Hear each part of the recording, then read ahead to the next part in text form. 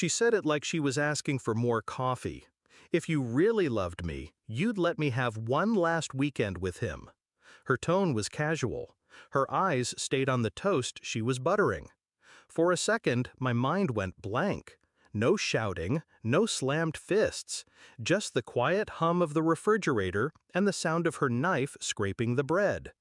I nodded, took a sip of my coffee, and while she packed her overnight bag for her goodbye weekend, I packed mine for something else entirely.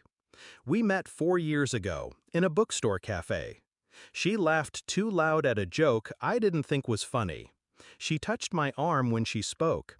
I remember thinking she was too good to be real. Back then, she made me feel like I'd won something, like I'd been chosen. I didn't know she collected winners. The signs started small. A phone screen flipped down when I walked in. Late-night showers with her phone propped against the sink.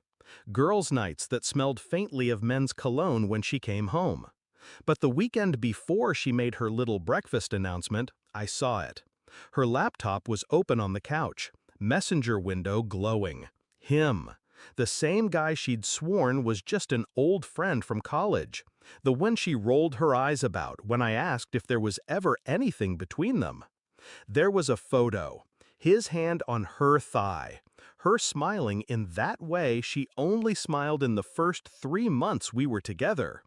The caption, "One last time, yeah?" She replied, "Of course."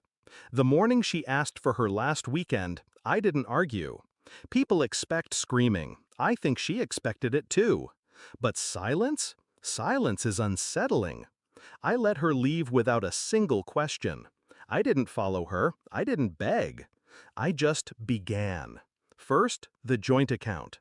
We'd set it up for future plans. She never bothered to check the balance. Numbers bored her. She left that to me.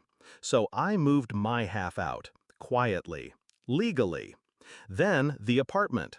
My name was the only one on the lease. I called the landlord that afternoon, gave my 30-day notice, and signed for a short-term corporate rental 2 blocks away. Her things? I packed them neatly into boxes, stored them in a paid unit under her name, set to bill automatically in 3 months. Plenty of time for the late fees to pile. While she was sipping wine in some hotel bed with him, I was meeting with my friend Claire, a lawyer.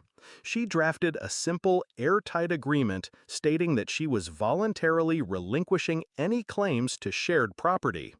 I'd forgotten to mention it to her until the night she came back. Sunday night, she walked in like nothing had happened. Hair messy, perfume not hers. She smiled. It was closure, she said. I handed her the paper. "Sign this." She frowned. "What is it?" "A formality. Just make sure you get your stuff and I get mine. Clean break." She signed without reading. People like her don't read details. They just assume the fine print works in their favor. Over the next week, I dismantled the life she thought she still had. The streaming accounts? Mine. The car lease? Mine. The vacation she thought we'd booked for next month? I called the resort, moved the dates forward, and took someone else. Her phone calls started on a Tuesday. "Where's the Netflix password? Why is the car gone? Why are my things not in the apartment?" By Friday, the tone had shifted. "You can't just disappear on me like this. Can we talk? I think I made a mistake." 3 weeks later, she showed up at my new place. I didn't answer. She left a note under the door. "Please, I don't want him. I want you." I kept it, not because I cared, but because it was proof. Proof that I'd been right not to explode that morning over breakfast. Proof that silence is a sharper blade than rage.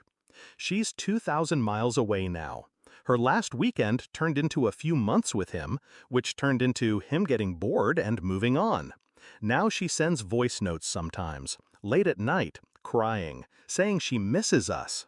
I listened once, then delete. I don't hate her anymore. I don't love her either. She thought betrayal was a game. I just showed her I could play better. The thing about letting someone walk away for one last time is this: you never have to open the door again.